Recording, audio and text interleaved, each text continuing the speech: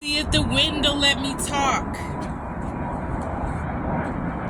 and share why I find this space to be so significant in the last 4 years. And for those of you who aren't from Colorado, this is the Aurora Municipal Building Center here. Then there's the police department as well as the courts. Then here we have still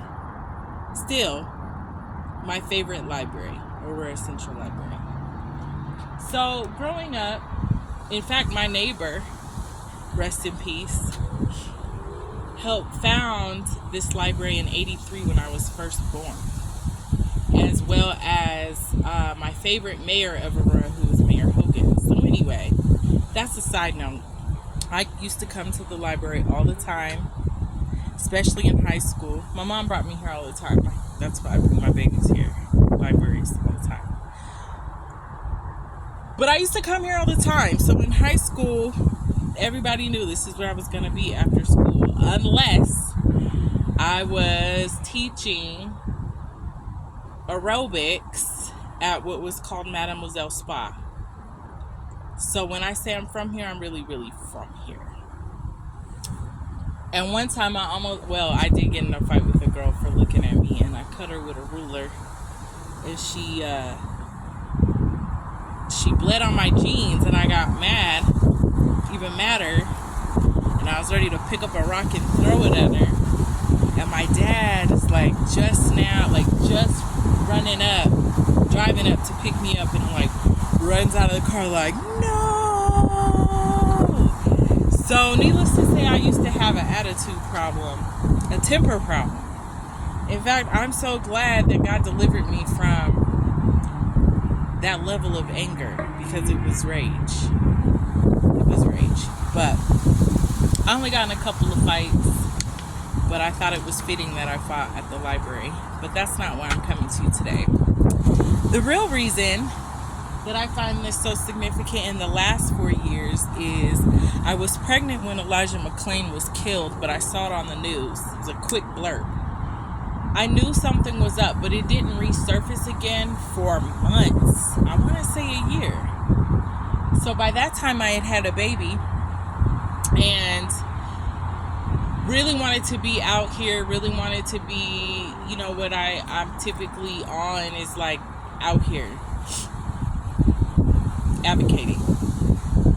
But I only came down here one time. This was super crowded. People came and traveled from everywhere in support of justice for Elijah McClain. So much so that my project, Power to the People Creative Project, I found out that thousands of letters were written to the city of Aurora, of whom are still being held, and they're working on archiving those letters, but expressing their sadness and rage and craziness that happened, that killed an innocent man, who was also non-typical neurodivergent, such as myself, who was simply running and was cold and needed the face mask because he was taking care of his body. Asked for police officers to respect his boundaries because he's not understanding that the police were on some bullshit. Hence, he was murdered.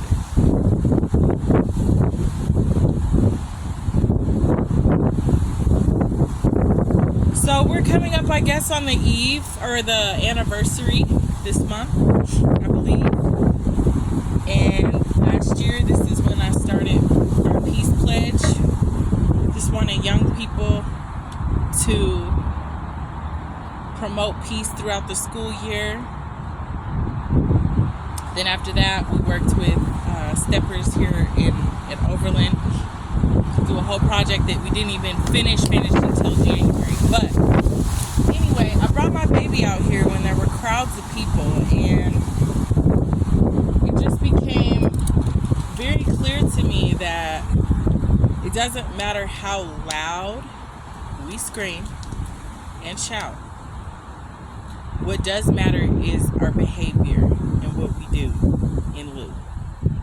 So to be real with you, when having an opportunity at my children's high school last year, when the police officers were wanting to have that nice little community time and meeting, I raised my hand and I asked, when will the Aurora Police Department apologize for killing Elijah McClain?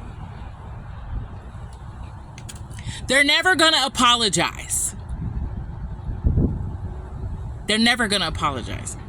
In fact, because I read body language so well, he came and walked over to me and explained all the other interventions that they have since then put into place to be able to de-escalate, which had nothing to do with killing an innocent man.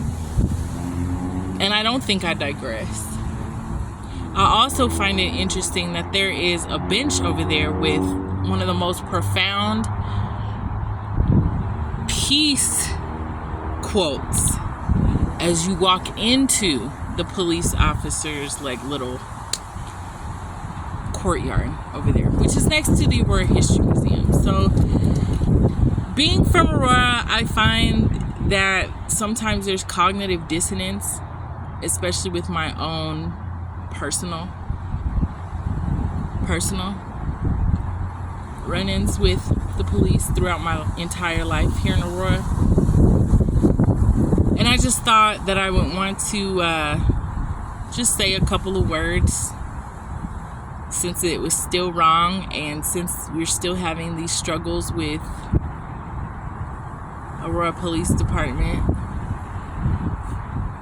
But there's the municipal building. And as always, if it wasn't for you, this conversation and sharing was for me. But I hope you all remember that fool me once, fool me twice, but fool me 3 times, we got to do something different. You need to change behavior, because they're not going to. So that's what I be on.